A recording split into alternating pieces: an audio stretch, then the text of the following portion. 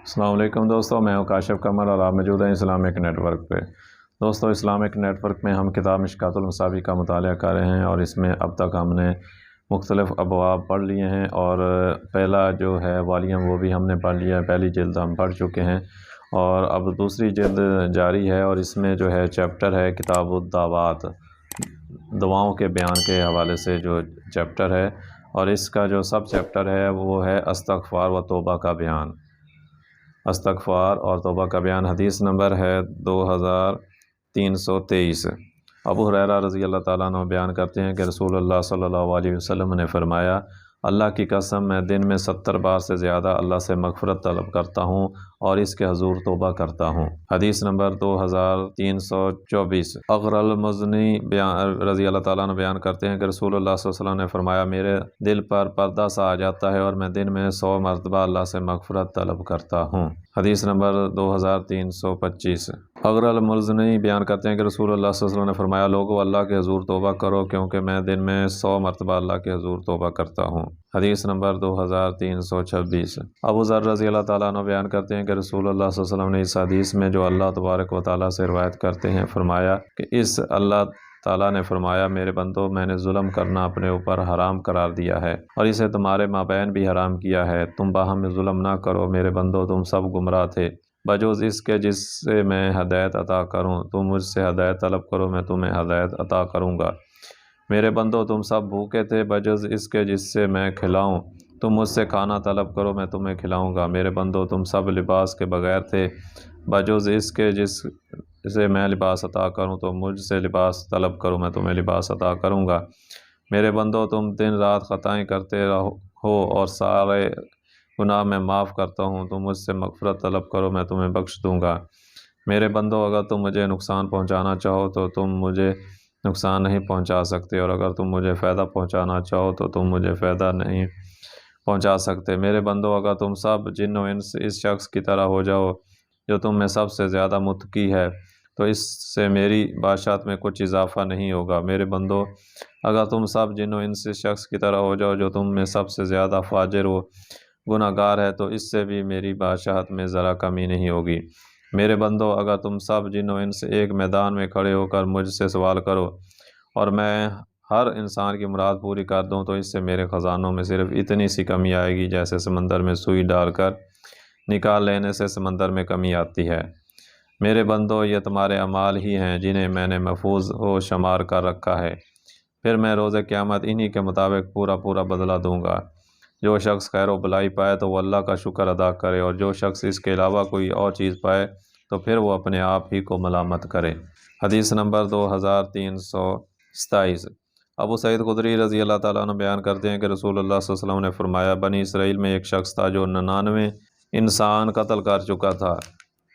پھر وہ مسئلہ دریافت کرنے کے لیے نکلا تو وہ کسی راہب کے پاس آیا اور اس سے مسئلہ دریافت کیا تو اسے کہا، کیا اس کے لیے توبہ کی کوئی گنجائش ہے؟ اس نے کہا، نہیں۔ اس نے اس کو بھی قتل کر ڈالا اور پھر مسئلہ پوچھنے لگا تو کسی آدمی نے اسے بتایا کہ فلاں بستی چلے جاؤ۔ وہ اس طرف چل دیا لیکن اسے راستے میں ہی موت آ گئی تو اس نے اس وقت اپنا سینہ آگے بستی کی طرف بڑھایا۔ رحمت اور عذاب کے فرشتے اس کے متعلق جھگڑنے لگے تو اللہ نے اس بستی کو حکم دیا کہ اس کے قریب ہو جا، اور اس بستی کو جدھر سے آ رہا تھا حکم دیا کہ دور ہو جا۔ پھر فرمایا، ان دونوں کا درمیانی فاصلہ ناپو۔ پس فرمائش کرنے پر وہ ایک بالشت برابر اس بستی کے قریب پایا گیا جہاں جا رہا تھا تو اسے بخش دیا گیا۔ حدیث نمبر 2328۔ ابو ہریرہ رضی اللہ تعالیٰ عنہ بیان کرتے ہیں کہ رسول اللہ صلی اللہ علیہ وسلم نے فرمایا، اس ذات کی قسم جس کے ہاتھ میں میری جان ہے، اگر تم گناہ نہ کرو تو اللہ تمہیں اس دنیا سے لے جائے اور ایک دوسری قوم لے آئے جو گناہ کریں، پھر اللہ سے مغفرت طلب کریں تو وہ انہیں معاف کر دے۔ حدیث نمبر 2329۔ ابو موسیٰ اشعری رضی اللہ تعالیٰ عنہ بیان کرتے ہیں کہ رسول اللہ صلی اللہ علیہ وسلم نے فرمایا، اللہ رات کے وقت اپنے ہاتھ پھیلاتا ہے تاکہ دن کے وقت گناہ کرنے والا توبہ کر لے، اور وہ دن کے وقت اپنا ہاتھ پھیلاتا ہے تاکہ رات کے وقت گناہ کرنے والا توبہ کر لے، اور یہ سلسلہ جاری رہتا ہے حتیٰ کہ سورج مغرب کی طرف سے طلوع ہو جائے، یعنی قیامت تک۔ حدیث نمبر 2330۔ عائشہ رضی اللہ تعالیٰ عنہ بیان کرتی ہیں کہ رسول اللہ صلی اللہ علیہ وسلم نے فرمایا، جب بندہ اعتراف کر لیتا ہے تو پھر توبہ کرتا ہے تو اللہ بھی رحمت کے ساتھ اس پر رجوع فرماتا ہے۔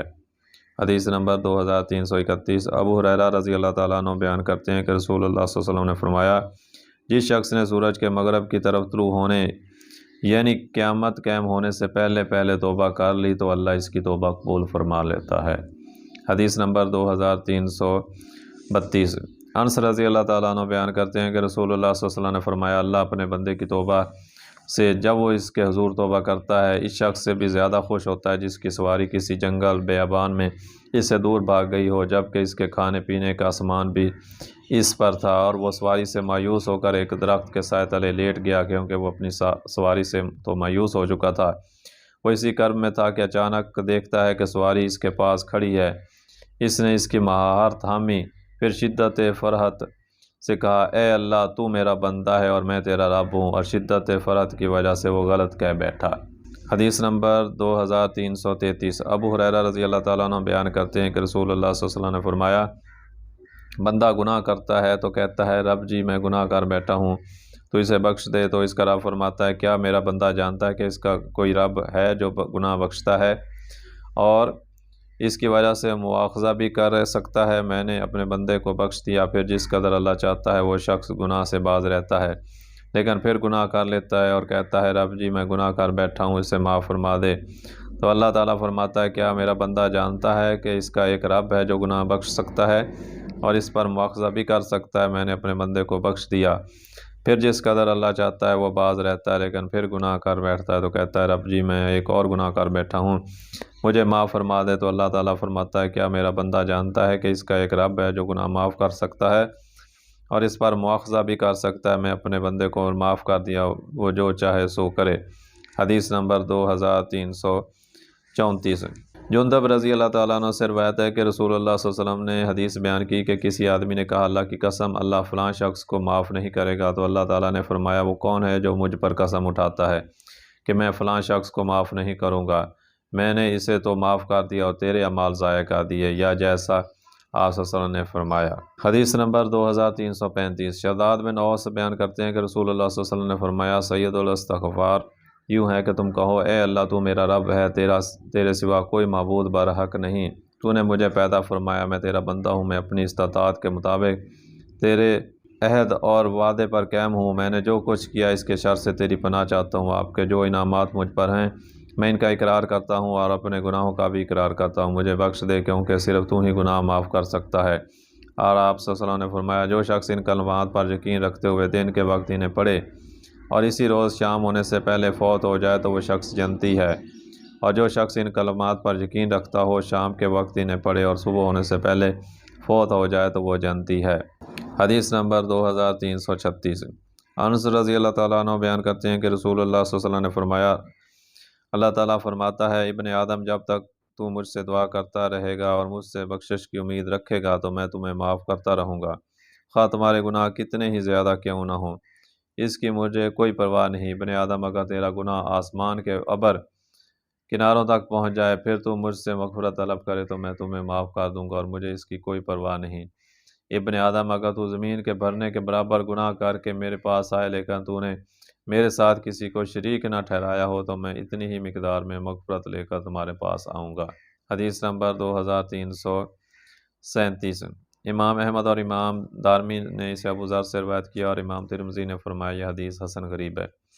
حدیث نمبر 2338، ابن عباس رسول اللہ صلی اللہ علیہ وسلم سے روایت کرتے ہیں کہ آپ صلی اللہ علیہ وسلم نے فرمایا، اللہ تعالیٰ فرماتا ہے، جو شخص یہ جانتا ہے کہ میں گناہ معاف کرنے پر قادر ہوں تو میں اسے معاف کر دیتا ہوں اور مجھے اس کی کوئی پرواہ نہیں بشرطے کہ اس نے میرے ساتھ کسی کو شریک نہ ٹھہرایا ہو۔ حدیث نمبر 2339، ابن عباس رضی اللہ تعالیٰ عنہ بیان کرتے ہیں کہ رسول اللہ صلی اللہ علیہ وسلم نے فرمایا، جو شخص استغفار پر دوام اختیار کر لیتا ہے تو اللہ اس کی ہر تنگی دور فرما دیتا ہے اور ہر غم سے خلاصی دیتا ہے اور اسے ایسی جگہ سے رزق عطا فرماتا ہے جہاں سے اسے گمان بھی نہیں ہوتا۔ حدیث نمبر 2340، ابو بکر صدیق رضی اللہ تعالیٰ عنہ بیان کرتے ہیں کہ رسول اللہ صلی اللہ علیہ وسلم نے فرمایا، جو شخص مغفرت طلب کرتا ہے وہ مصر گناہ پر دوام اختیار کرنے والوں میں سے نہیں، خواہ وہ دن میں 70 مرتبہ وہی گناہ دہرائے۔ حدیث نمبر 2341، انس رضی اللہ تعالیٰ عنہ بیان کرتے ہیں کہ رسول اللہ صلی اللہ علیہ وسلم نے فرمایا، آدم علیہ السلام کی ساری اولاد خطا کار ہے اور بہتر خطا کار وہ ہیں جو توبہ کرنے والے ہیں۔ حدیث نمبر 2342۔ ابو ہریرہ رضی اللہ تعالیٰ عنہ بیان کرتے ہیں کہ رسول اللہ صلی اللہ علیہ وسلم نے فرمایا، جب مومن کوئی گناہ کرتا ہے تو اس کے دل پر ایک سیاہ نقطہ لگ جاتا ہے، اگر وہ توبہ کر لے تو مغفرت طلب کر لے تو اس کا دل صاف کر دیا جاتا ہے، اور اگر وہ گناہ میں بڑھتا چلا جائے تو وہ نقطے بھی بڑھتے چلے جاتے ہیں حتیٰ کہ وہ اس کے دل پر غالب آ جاتے ہیں۔ یہی وہ زنگ ہے جس کا اللہ تعالیٰ نے ذکر کیا ہے، ہرگز نہیں بلکہ ان کے اعمال کی وجہ سے ان کے دلوں پر زنگ ہے۔ احمد، ترمذی، ابن ماجہ اور امام ترمذی نے فرمایا یہ حدیث حسن صحیح ہے۔ حدیث نمبر 2343۔ ابن عمر بیان کرتے ہیں کہ رسول اللہ صلی اللہ علیہ وسلم نے فرمایا، جب تک بندے کی روح حلقوم تک نہ پہنچے اللہ اس کی توبہ قبول فرما لیتا ہے۔ حدیث نمبر 2344۔ ابو سعید رضی اللہ تعالیٰ عنہ بیان کرتے ہیں رسول اللہ صلی اللہ علیہ وسلم نے فرمایا، شیطان نے کہا، رب تیری ذات کی قسم، جب تک تیری بندوں کی روحیں ان کے جسموں میں ہیں میں انہیں گمراہ کرتا رہوں گا۔ تو رب عز و جل نے فرمایا، مجھے اپنے عزت و جلال اور اپنی بلند مکانی کی قسم، جب تک وہ مجھ سے مغفرت طلب کرتے رہیں گے میں انہیں معاف کرتا رہوں گا۔ حدیث نمبر 2345۔ صفوان بن اسعال رضی اللہ تعالیٰ عنہ بیان کرتے ہیں کہ رسول اللہ صلی اللہ علیہ وسلم نے فرمایا، اللہ تعالیٰ نے مغرب کی طرف توبہ کے لیے ایک دروازہ بنایا جس کا عرض 70 سال کی مسافت کے برابر ہے، اور جب تک سورج اس کی طرف سے طلوع نہیں ہوتا وہ باب التوبہ کھلا ہوا ہے، اور یہی وہ اللہ عز و جل کا فرمان ہے، جس روز تیرے رب کی بعض نشانیاں آ جائیں گی تو کسی نفس کا اس وقت ایمان لانا فائدہ مند نہیں ہوگا جو پہلے ایمان نہیں لایا تھا۔ حدیث نمبر 2346۔ معاویہ رضی اللہ تعالیٰ عنہ بیان کرتے ہیں کہ رسول اللہ صلی اللہ علیہ وسلم نے فرمایا، ہجرت منقطع نہیں ہوگی حتیٰ کہ توبہ منقطع ہو جائے گی، اور توبہ منقطع نہیں ہوگی حتیٰ کہ سورج مغرب سے طلوع ہو جائے گا۔ حدیث نمبر 2347۔ ابو ہریرہ رضی اللہ تعالیٰ عنہ بیان کرتے ہیں کہ رسول اللہ صلی اللہ علیہ وسلم نے فرمایا، بنی اسرائیل کے 2 آدمی ایک دوسرے کے دوست تھے، ان میں سے ایک انتہائی عبادت گزار تھا جبکہ دوسرا کہتا تھا میں گناہ گار ہوں۔ یہ اسے کہتا اپنی روش سے باز آ جا، تو کہتا میرا معاملہ میرے رب پر چھوڑ دو۔ حتیٰ کہ اس نے ایک روز اسے گناہ کرتے ہوئے پایا تو اس نے اسے بہت بڑا سمجھتے ہوئے کہا باز آ جاؤ۔ اس نے کہا مجھے میرے رب پر چھوڑ دو، کیا تم مجھ پر نگران بنا کر بھیجا گئے ہو؟ اس عبادت گزار نے کہا اللہ کی قسم اللہ تمہیں کبھی معاف کرے گا نہ کبھی تمہیں جنت میں داخل کرے گا۔ پس اللہ نے ان دونوں کی طرف فرشتہ بھیجا تو اس نے ان دونوں کی روحیں قبض کر لی اور وہ دونوں اس کے پاس اکٹھے ہو گئے۔ تو اللہ تعالیٰ نے گناہ گار شخص سے فرمایا میری رحمت کے ساتھ جنت میں داخل ہو جا، اور دوسرے سے فرمایا کیا تم طاقت رکھتے ہو کہ تم میری رحمت کو میرے بندے سے روک دو؟ فرض کرتا ہے نہیں، میرے رب تعالیٰ نے فرمایا اسے جہنم میں لے جاؤ۔ حدیث نمبر 2348۔ اسماء بنت یزید رضی اللہ تعالیٰ عنہ بیان کرتی ہیں کہ رسول اللہ صلی اللہ علیہ وسلم کو یہ آیت پڑھتے ہوئے سنا، میرے وہ بندے جنہوں نے اپنی جانوں پر ظلم کیا ہے اللہ کی رحمت سے مایوس نہ ہوں، کیونکہ اللہ تمام گناہ معاف کر دیتا ہے اور وہ پرواہ نہیں کرتا۔ احمد، ترمذی اور انہوں نے فرمایا یہ حدیث حسن غریب ہے، اور شرح سنہ میں یقرأ کے بدلے یقول کے الفاظ ہیں۔ حدیث نمبر 2349۔ ابن عباس نے اللہ تعالیٰ کے فرمان الا اللہم کے بارے میں بیان کیا کہ رسول اللہ صلی اللہ علیہ وسلم نے فرمایا اے اللہ اگر تو معاف کر دے تو سبھی گناہ معاف کر دے، اور تیرا کون سا بندہ ہے جو صغیرہ گناہ نہیں کرتا۔ ترمذی اور فرمایا یہ حدیث حسن صحیح غریب ہے۔ حدیث نمبر 2350۔ ابو ذر رضی اللہ تعالیٰ عنہ رسول اللہ صلی اللہ علیہ وسلم بیان کرتے ہیں کہ رسول اللہ صلی اللہ علیہ وسلم نے فرمایا اللہ تعالیٰ فرماتا ہے میرے بندو تم سب گمراہ ہو مگر جسے میں ہدایت عطا فرما دو، تم مجھ سے ہدایت طلب کرو تو تم سب فقراء ہو مگر جسے میں غنی کر دوں، تم مجھ سے اپنا رزق طلب کرو، اور تم سب گناہ گار ہو مگر جسے میں بچا لوں، تم میں سے جسے علم ہو کہ میں مغفرت کرنے پر قادر ہوں اور وہ مجھ سے مغفرت طلب کرے تو میں اسے بخش دیتا ہوں، اور میں پرواہ نہیں کرتا۔ اور اگر تمہارا اول و آخر، تمہارے زندہ اور مردہ، اور تمہارے جوان اور تمہارے بوڑھے سارے میرے بندوں میں سے اس شخص جیسے ہو جائیں جو سب سے زیادہ متقی ہے، تو اس سے میری بادشاہت میں مچھر کے پر جتنا بھی اضافہ نہیں ہوگا۔ اور اگر تمہارا اول و آخر، تمہارے زندہ و مردہ، تمہارے جوان بوڑھے سب میرے بندوں میں سے اس شخص جیسے ہو جائیں جو کہ سب سے زیادہ بد نصیب و گمراہ ہے، تو اس سے بھی میری بادشاہت میں مچھر کے پر کے برابر کمی نہیں آئے گی۔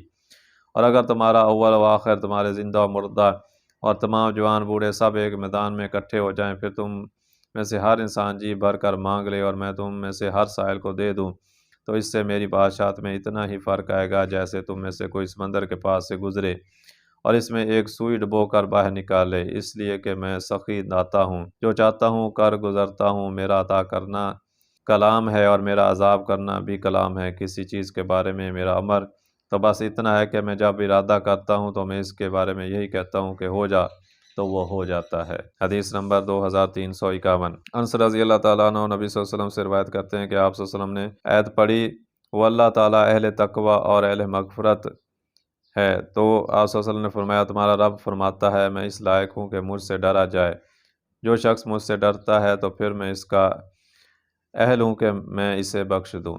حدیث نمبر 2352۔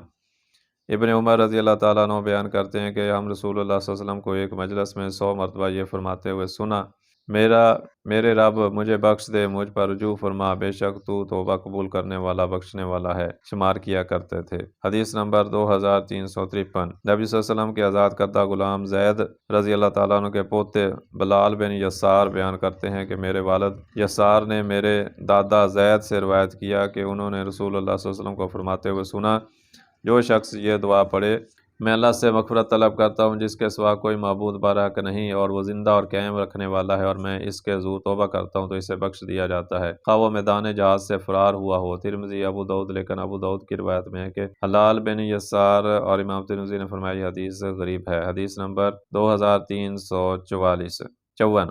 ابو ہریرہ رضی اللہ تعالیٰ عنہ بیان کرتے ہیں کہ رسول اللہ صلی اللہ علیہ وسلم نے فرمایا اللہ عز و جل صالح بندے کا جنت میں درجہ بلند فرماتا ہے تو وہ عرض کرتا ہے رب جی یہ مجھے کیسے حاصل ہوا، تو وہ فرماتا ہے تیرے بچے بیٹے بیٹی کے لیے کہ تیرے لیے دعائے مغفرت کرنے کی وجہ سے۔ حدیث نمبر 2355۔ عبداللہ بن عباس بیان کرتے ہیں کہ رسول اللہ صلی اللہ علیہ وسلم نے فرمایا میت قبر میں ڈوبتے ہوئے فریاد کرنے والے کی طرح ہے، اور وہ باپ یا ماں یا بھائی یا دوست کی طرف سے پہنچنے والی دعا کی منتظر رہتی ہے، جب وہ اسے پہنچ جاتی ہے تو وہ اس کے لیے دنیا مافیا سے بہتر ہوتی ہے، اور بے شک اللہ تعالیٰ دنیا والوں کی دعاؤں سے اہل قبور پر پہاڑوں جتنی رحمتیں نازل فرماتا ہے، اور زندوں کا مردوں کے لیے تحفہ ان کے لیے مغفرت طلب کرنا ہے۔